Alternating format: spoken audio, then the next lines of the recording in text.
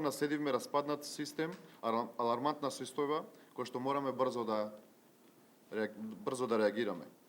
Преку конкретни мерки и чекори за една година влада успеавме од деградирани, разочарани, незадоволни земјоделци да го вратиме нивното достоинство и да го вреднуваме нивниот труд онака како што заслужуваат.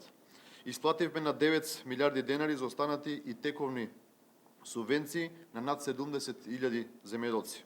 Со ова покажуваме дека земјоделците имаат партнер во оваа влада и ќе можат да се подготват и да го планираат своето производство, за што се придонесува и зголеменото производство на самите земјоделски производи.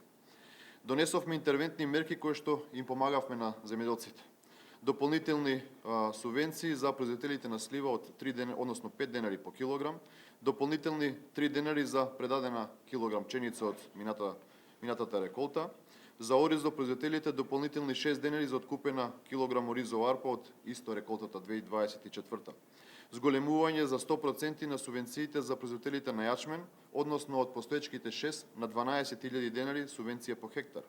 Се усвои програмата за дополнување на средорочната програма за формирање, чување, обновување и користење на стоковите резерви, со што е од исклучително важност за она што државата ќе го полни како стокови резерви да биде од домашното производство. Тука пред се мислам на оризовата арпа и на пченицата.